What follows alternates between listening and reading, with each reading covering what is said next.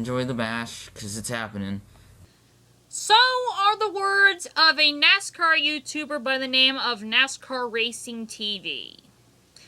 A few days ago, I discovered that he made a rant video against me. And I said, well, this ought to be good, because I've basically heard all of the things I could possibly hear. And this one was definitely a bizarre one. And I say that because the majority of the things he claims against me are actually inaccurate. I'm not kidding here. So what I decided to do is take out some snippets from his video and give you the truth. So both he and anyone who's listening to his video gets a better understanding of what this channel and this YouTubian buddy is all about. Let's begin. Segment 1. My rant against the tyrannical bish.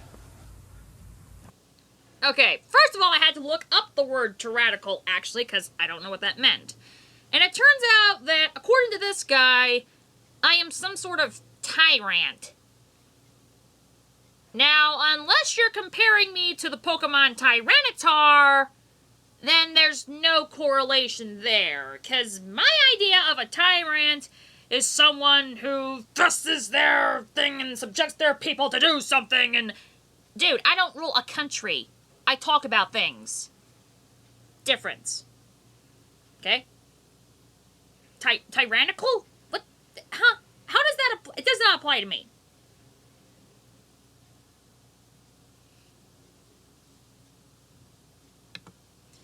Now that weird part was out of the way, let's move on to the rest of the stuff he was trying to talk about. So say you're an up-and-coming NASCAR YouTuber, and you want to make a channel that, you know, hates on everything NASCAR does, and hates drivers who are not hateable. Okay, so you're claiming that I hate everything that NASCAR is about. If that's the case, why do I talk about NASCAR? Alright, here's the thing. I don't hate on everything NASCAR does. I hate on the stupid things NASCAR does. And you saying that I hate on drivers who aren't hateable, believe me, realistically, there is no driver who is unhateable. All the drivers have their fans, and all those same drivers have those people who are not big with them, for whatever reason. It could be a small amount, it could be a big amount. But all the race fans throughout history have their own ideals and ideas and beliefs when it comes to auto racing. And the fact that we're all different, that is what makes channels like mine exist. One of the things that I do is post my opinions about things to see if people agree. If they do, cool. If they don't, so what? What I want to do is basically know the people associated with the auto racing fan portion of NASCAR, so I can get a better understanding of what's going on with NASCAR. Who do you like and why? Who do you don't like and why? Do you agree with my opinion? Because believe it or not, I did not have many people to talk about NASCAR with when I was younger. Because everyone else was doing their own thing. Mainly with basketball or football. Rarely anything else. But never auto racing of any sort. In fact, I have the apprehension that you think that I'm a NASCAR troll channel. And realistically, I don't. Mine's more of a NASCAR hybrid channel. Like pretty much most of the NASCAR channels that are on YouTube. Most of the stuff they show is NASCAR, but they feature other stuff too. Like my channel, for example. This is the exact picture that you showed to describe my channel. The only problem is, of these 10 videos that were featured, 5 of them are not NASCAR related. So to say I'm some sort of troll is not the best example. Also, if you want to see my idea of what I believe a NASCAR hate or NASCAR troll channel looks like, just watch the following video. Hi, and welcome to my channel. My name is PinkCar, and today on episode 82 of the PinkCar blog, we're going to talk about Matt Kenseth and Joey Logano. Let's face it, they both suck. I don't care if the point of NASCAR is to wreck each other every single week, but the fact that they're always willing to wreck each other and make up stupid excuses for them wrecking each other means only one thing. They both suck. However, I know the one common thing that these two guys have that makes them a bullseye in their stupidity. When it comes down to it, the common connection is the color yellow. It's an obvious fact that yellow is not a good color. It sucks. Yellow doesn't look good on anything. And obviously from these two, it makes people dumber, as these two are proven with them crashing and complaining towards each other. You know what makes them smarter and better as drivers? Pink! There's a reason that pink is associated with a lot of goodness and yellow is associated with a lot of badness. If those two morons wore pink instead of yellow, they'd be a bazillion times better as a race car driver and as a man. Each of them. Let's take this picture of Matt Kenseth and pinkify him. Pink, pink, pink, pink, pink, pink. Doesn't he look better already? His racing IQ went up at least 70 points just by changing the color on his outfit. Let's not do the same thing to Joey Logano and pinkify him. Pink, pink, pink, pink, pink, pink. He looks much better too. Now these two can race each other and all those other guys in the race cars and not take each other out anymore. Get the yellow out of NASCAR and replace it with pink and everything would be better. I've been saying this for such a long time now. Thank you for watching. Tune in next week to see why Dale Earnhardt and Darlington should have married each other just based on their signature nicknames alone. And then go pink. If you missed last week's PinkCar blog, be sure to watch it. Thank you very much for watching and go PinkCar! There you go. Now hopefully you have a better understanding of what I believe a NASCAR hate/troll channel is. And believe me, dude, it's not this one. She hates Jeff Gordon, calls him a crybaby. I know I do too, but, like, I have a reason behind it. She doesn't. Okay, the nickname of Crybaby has existed with Jeff Gordon for years. Basically, in terms of me personally, it started with my dad, who's been watching NASCAR way before I was born. And I was born in 1990. So he would have a little more experience with Jeff Gordon before I could start remembering all the stuff going on with NASCAR and really start focusing on it. But the main reason that people, well, most of the people in my family refer to Jeff Gordon as a crybaby is this. How many times throughout Jeff's career has something happened to Jeff? Whether it be he ran out of fuel, or he got turned by somebody, or did something to somebody, and then all he does is whine and complain about it. Regardless of what it is, he always tends to whine and complain about it. Now, yeah, there was a period where he stopped doing that, and I want to say it was between the early 2000s to right around somewhere between 2006 to 2007, because around 2007, and maybe a few years afterward, and definitely a little bit in the 2010s, his crybabiness started resurfacing. He started the whining, he started the complaining. Very rarely he'll blame himself. And it's pretty weird that that kind of thing still goes on. Now, I will admit that when Jeff Gordon was one of the final four, he would have been my second pick to win the championship in 2015. Behind Martin Truex, obviously, because he was the only guy among the final four I could trust. And despite a few things that Jeff has done in the recent years, excluding Brian Vickers, he's actually the mega baddie I actually can trust the most. And the only reason I can trust Brian Vickers more than him is because he's essentially relegated to a part-timer because of his health issues. Now, granted, Jeff Gordon retired, so realistically he should be below Vickers now.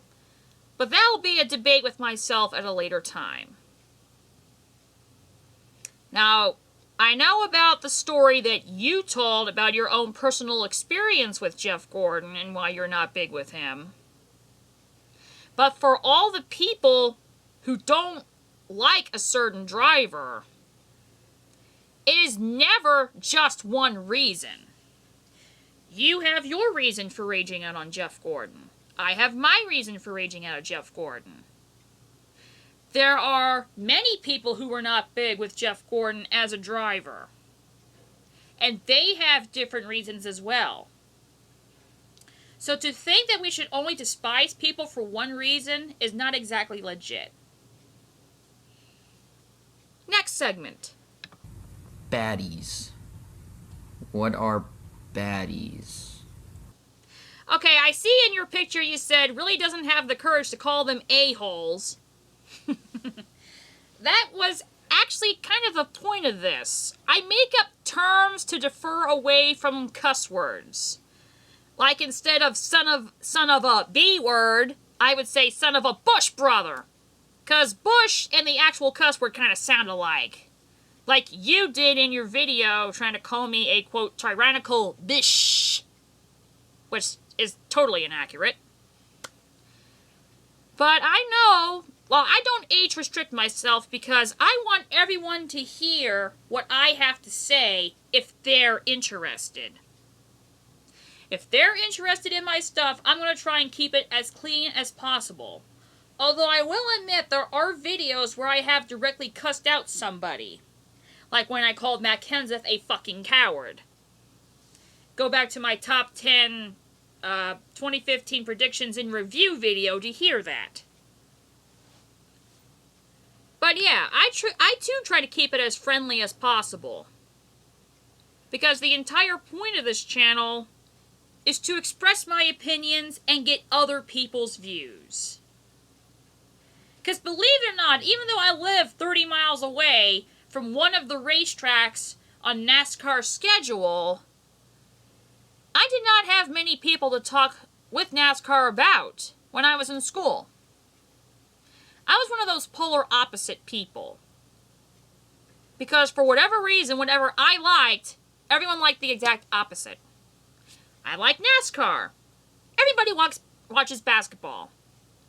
I like Pokemon. Everyone else watches SpongeBob. I like classic rock music. Everyone else likes dirty rap. That's basically the essential point of my life. One of the reasons I started this channel to begin with was to associate with people I can relate to. And whether you agree with me or not, that's your thing. If you don't agree with me, okay then. Well, let's debate it and try and get a common ground. Let's understand each other. That is one of the main points that this channel is all about. Next point. I think she likes Joey Logano, and she doesn't like Matt Kenseth. I love Matt Kenseth. Okay, I don't know how many of my videos you've exactly watched, but apparently my top 10 baddies countdown was not one of them. Because at the time of taping for that video, Joey Logano was the number 8 baddie. And Matt Kenseth, obviously, is higher than that. Now, obviously, for certain reasons, Logano has dropped to, I believe, 24th in the baddie countdown. But unless Denny Hamlin becomes a baddie, and we'll get to that later, there's no chance of Joey Logano getting reinstated to the good side. And Matt Kenseth either. I understand that you're a Kenseth person. Okay. I don't rage out at you because you're a Kenseth person. If you like Kenseth, so be it. He's one of your guys. But the belief that I like Logano is definitely an inaccurate one. Next point. She says Matt Kenseth, NASCAR's favorite driver is Matt Kenseth. We know this not to be true because Joey Logano didn't get penalized for wrecking Matt Kenseth, but when Matt Kenseth wrecked Joey Logano, he did get penalized. Because Joey Logano would be placed in her category, but she's too stupid to know that. She's too stupid to listen to us. So, you know, this is... It's just, it's over my head. I'm too smart to notice her stupidity. So, yeah. What? Okay, let me see if I got this right now. You said that you thought that I was a Logano person, and I raged out on Kenseth because you thought I was a Logano person. I'm not a Logano person, believe me. Matt Kenseth and most of Joe Gibbs Racing and Cup, which means everyone except Denny Hamlin, and I'll get wide to that in a little bit, they've been proven that NASCAR will do a lot of things to them and help them out. If they get penalized every once in a while, it's NASCAR's attempt to either try and make them more popular, like WWE does with some people and sometimes backfires, or it's to try and rage out against people like me who think they're always biased towards them. It's their way of saying, hey, guess what? We penalized this person, so you can't say we're biased against them now. Nice try, NASCAR. Also, the Kansas incident, if you really looked at it, then you will see what I see in that particular incident. That Kenseth tried blocking Logano out of the Kansas win at least twice. Kenseth blocked himself out of the win. Kenseth's blocking is what got him spun out. Why he decided to rage out on Joey? He was upset he lost. But the fact that he wanted to rage out at Joey because Kenseth was the one who was trying to block Joey, and he failed to block Joey, and Joey ended up winning? Where's the legitimacy in that? And the fact that Kenseth believes that him taking out Logano was the right idea? It wasn't. There's definitely no reason that Kenseth should do that. And you saying you like Kenseth? I want your angle on the Kansas thing. And why you think that Kenseth blocking at least twice resulted in what you think happened in Logano flat out taking him out. Meanwhile, I want you to see what I see. Look through it through someone who's not big with either one. And see that Kenseth's blocking is what caused that incident.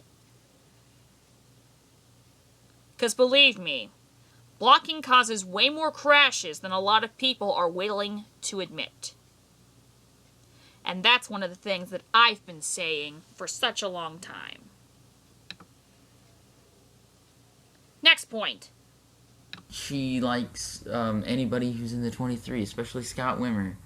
Who knows who that is? I don't.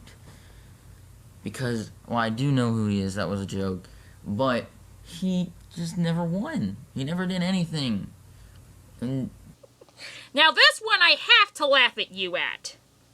If you've claimed you've watched my videos, and a vast majority of my videos starts with a number 23 truck doing a burnout, and then Johnny Benson celebrating before you get to Tamarkin and Undertaker and Ho-Oh and Blue Eyes Ultimate Dragon, if you have seen more than 2 seconds of my videos, especially the intro, which starts the video, you should know that the 23 in Ultimate23Dragon represents Johnny Benson, not Scott Wimmer.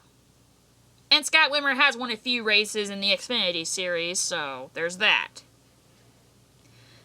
So I'm kind of curious about how many of my videos you've actually watched. Because based on what I heard, it's not much. So I don't see the logic of you raging out on me and there's not many things you said that was accurate. And that was the one that took the cake. Anyone who has been on my channel longer than 2 seconds should know that the 23 in Ultimate23Dragon represents Johnny Benson, who's been one of my top guys, in fact, the top guy in the NASCAR dozen for such a long time. Okay? Next point. So she boycotts NASCAR for no reason. Well, she's a speck on NASCAR's windshield, unnoticed. So does it really matter that she's the only one boycotting NASCAR for this? No. So her video is kind of useless. Couple things that you should know about it. First of all, if you saw the thumbnail of the particular video, then you should know at that point, based on what is seen, if you saw what was X'd out, which you would see the chases for the truck and Xfinity Series. If you knew me very well, in fact, if you've known me for a long time, you will know that I am anti-chase. I've never liked the chase format since day one. If anything, it just makes us more similar to the stick and ball sports instead of trying to distance away from them. It's definitely not a good thing, and it definitely majorly backfired in 2015. Definitely not a good thing. In addition, it is also pretty interesting that you think that me and the Boycott NASCAR campaign was not a good idea. Well, here's something that you should know. There was a huge event that has rippled within NASCAR. And the reason that the Boycott NASCAR campaign is what's in play here is because I still have hope for NASCAR. I really hope that NASCAR is able to find a way to get it together. When they eventually prove to people like me that they are worth watching again, then there will be fans like me who will be willing to return. Unfortunately, there are people who have given up. Go back through the videos on NASCAR's channel from the New Hampshire weekend in September until the Homestead event. Look through all the comments in those videos, and you will see a lot of people saying that they are done with NASCAR. People who refuse to watch NASCAR because of the stupidity they produced for us in 2015. At least I still have hope that NASCAR can get better in the future, despite all of this. Hopefully what we're going through is just the dark age of NASCAR, in terms of quality production of racing. But there are many, many more others who just flat out gave up on NASCAR. And while I wanted to be in that category, the truth is, I'm an optimist. I am very hopeful that NASCAR can and will get it done. Get back to the good days. Get back to the way racing is supposed to be. Even if it means we have to wait another 20 years when Brian France is eventually ousted, then I'm willing to wait that long to see NASCAR go back to the way it should be. My only question is, would it be too late by then? Is it possible that NASCAR can go back to the way it's supposed to be? I fear it won't be. I definitely do not think that NASCAR will be enjoyable for the next few years. Now, whether you do or not, that's up to you. But believe me, someone boycotting, and believe me, I've still not watched 1 second of NASCAR this year because of it. Despite the fact that my boyfriend and my dad are willing to see it. The problem is, NASCAR is going to have to prove its worth to me and many others before we can start watching them again. But for a lot of fans, and the evidence is on NASCAR's own YouTube page, it's already too late. So there's no reason to rage out on me when there are many more who have given up altogether in terms of that. And they're taking their racing interest to other racing series. Next point. Oh yeah, she hates Denny Hamlin. I like Denny Hamlin because he's good. She says he's a baddie because he's one of those unnoticed drivers. And that he can be a baddie. And he started the Free Matt campaign and blah, blah, blah. Okay, A, he did start the Free Matt campaign. He started it on Twitter. Everyone knew that. B, Denny Hamlin is not yet a baddie. If you saw my 2016 prediction video and go to roughly the middle of the video, you would have heard me say that I fear that Denny Hamlin will become a baddie this year. Now, I don't know how you are with Carl Edwards and Kyle Busch, but them along with Matt Kenseth is not a good influence. If you had a driver team up with people that you're not big with, wouldn't you fear how they race and pick up the habits of others? There's a difference between defending your teammate and defending stupidity, which is why I was not big with him doing the Free Matt campaign. Because, ironically, the only driver who has a legit reason to wreck Joey Logano is Denny Hamlin. And after that Fontana incident a few years ago, he's never done it. Tell me where's the logic in that? Or do you have different ideals in terms of that? But no, Denny Hamlin is not a baddie. And I'm still hopeful that particular prediction comes wrong this year. And so far, via my dad and boyfriend, I have heard no evidence that he is a baddie. And so far, that's a win-win for both of us. Next point. And I want to ask you one question. Why do you hate Dale Earnhardt Jr. and Kyle Larson and Graham Rahal?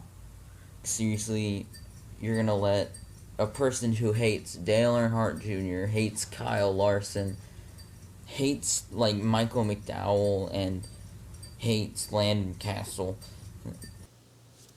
Okay. Who or what in your mind told you that Dale Earnhardt Jr. and Michael McDowell were baddies? They're not baddies. They have never been baddies. Kyle Larson is a minor baddie, but that's only because he ruined a championship fight in the Truck Series a few years ago. Graham Rahal has only made me mad twice, and that's definitely no reason to rage out against someone, because one of my favorite phrases is, there's more than one reason for everything. And to say that I have a rage out against someone for two minor offenses, no, that's not right. The difference here is that you believe that I like certain drivers I don't, and despise drivers I don't. You claimed I like Joey Logano. I don't. You claim I don't like Dale Jr. or Michael McDowell. I don't. In the comments section, you even said, quote, she hates everyone that isn't Kane. That's not true, because if you saw the new intro this year, I featured all 12 members of the NASCAR dozen. And that, yes, includes Casey Kane, but he's not the only driver in NASCAR that I like. All the stuff you're saying in your video is mostly inaccurate. So I don't know how much of my videos you actually watched, but based on the stuff you said in your videos, it's not many. So for you to assume all of these things, claiming that you've watched my videos and make all these other claims which are totally inaccurate, what the freakazoid, dude? Now, there is one thing I do want to have a serious discussion with you about, and that is your stance on the Cockpit Shield. Oh yeah, IndyCar fans. She wants this to happen to IndyCar, which is just the stupidest thing ever, in my opinion. Because you're just hitting a bird with a stone. You're not hitting two birds with one stone. But these cars, it's very unneeded for the sport right now. I mean, just because one good race car driver died by getting struck in the face doesn't mean a whole bunch of them will. It was just a freak accident that really shouldn't have happened. So putting in canopies on these cars could create another Dan Weldon crash with aerodynamics. Okay. So your argument is that if the canopies go on the cars, the likelihoods of an Indy car flipping with the newer chassis would greatly increase. There are some holes with that argument. Think back to what has happened with Indianapolis. There have been multiple instances in 1 year at Indianapolis in which a car got airborne because it got backwards in the air.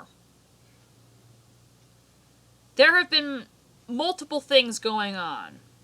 Now, granted, I don't believe a cockpit shield would have helped the leg injury incident with Hinchcliffe.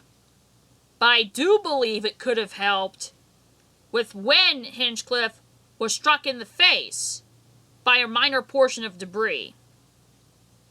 And compared with what had happened with Justin Wilson, Hinchcliffe got a lucky break on that one.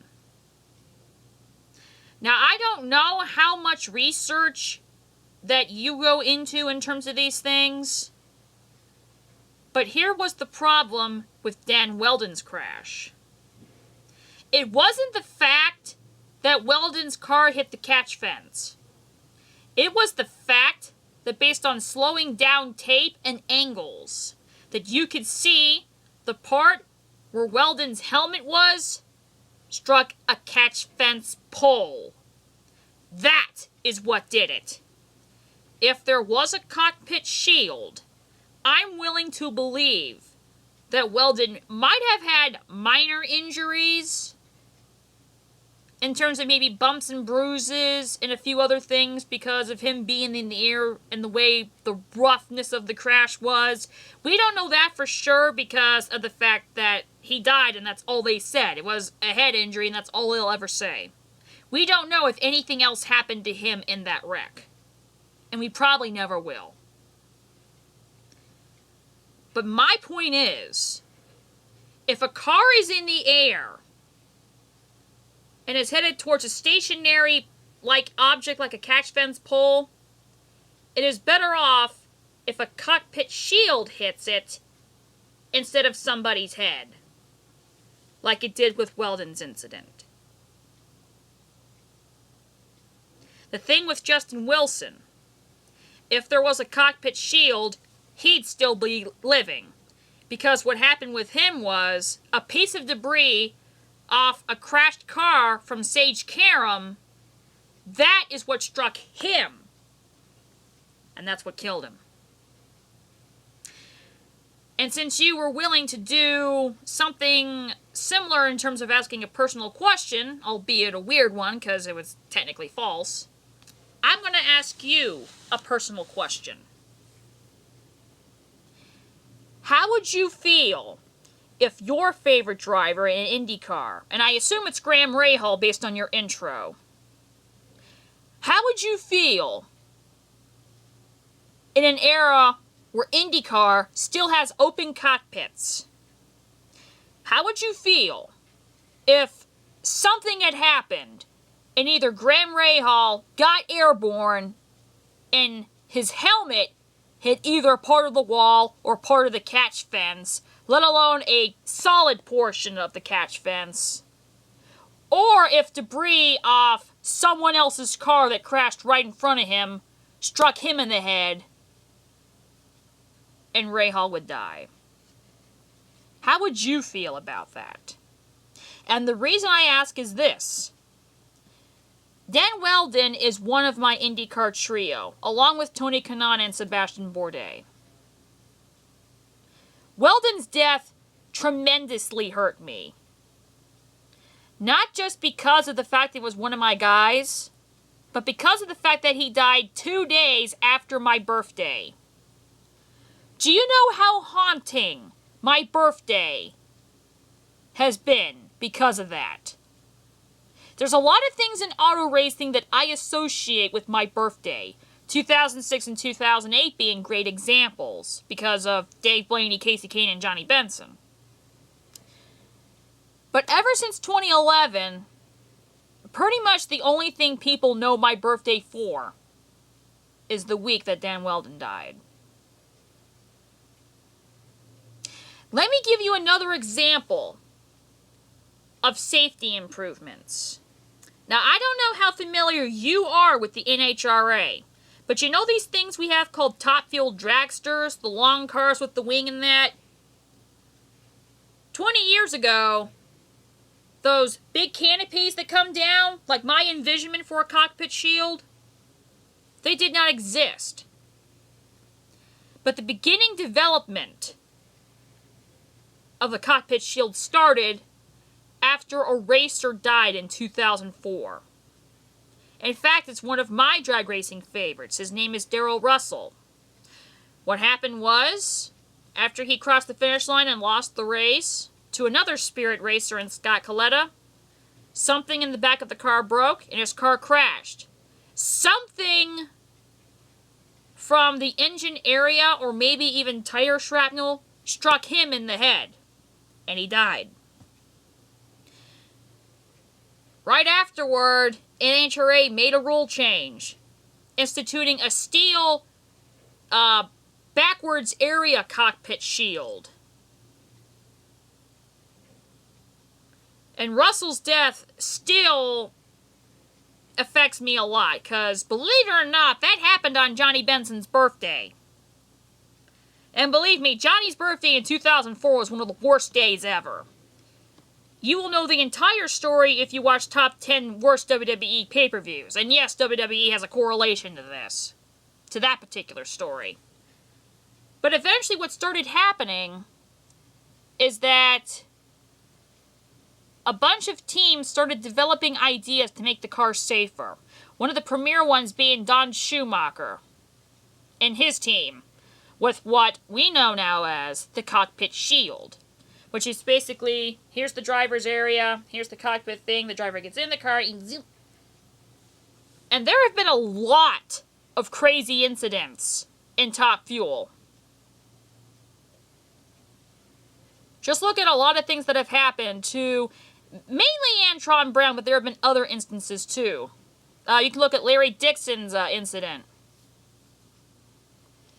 But one of the reasons that Top Fuel gets safer and safer is because of the implement of the Cockpit Shield. Not every team has it, but I do believe eventually it will be. And I'm sick and tired of auto racing having to react to someone dying to implement these changes. It took NASCAR realistically, when you count Blaze Alexander and ARCA, to implement the mandation of a head and neck restraint. Because if you remember, it was mandated the week of Talladega, 2 weeks after Blaze died in 2001. And it's a good thing that happened too. The mandation. But I was really hoping with the introduction of what became known as the DW12 chassis for IndyCar, the next generation safe car for IndyCar, that a Cockpit Shield would have been implemented. If it did, maybe Justin Wilson would still be here. In fact, I'm more than positive he would be. And also, in that particular video, I also referenced Jules Bianchi, or I don't know how to pronounce his last name because I don't know Formula One that well.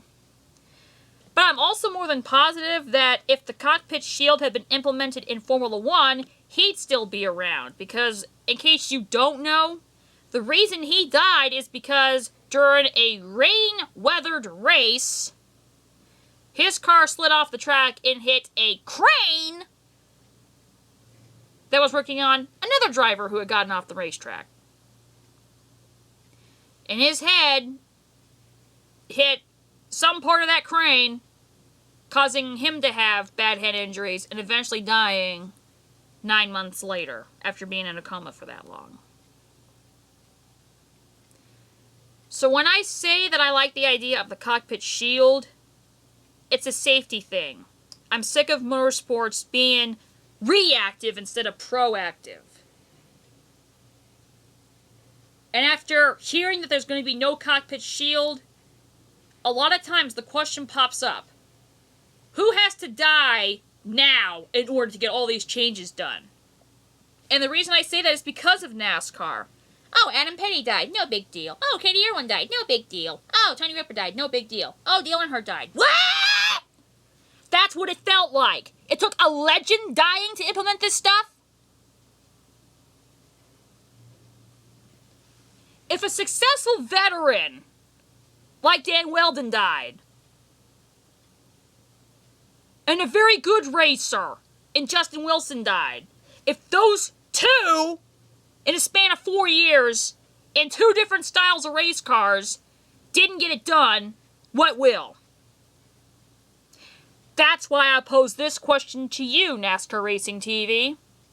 How would you feel if that very same thing happened to your guy, Graham Rahal? And what would you request IndyCar do?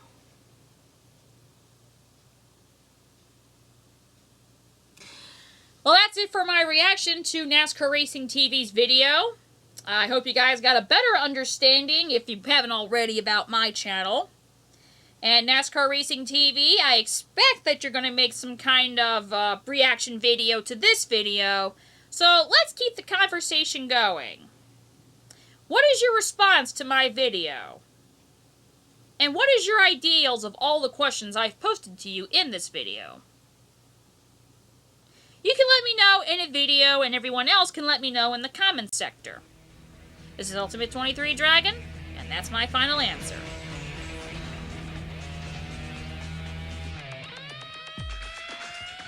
This ridiculousness is going to end. We need to close Cockpit Shields, and we need them now, before another disaster strikes.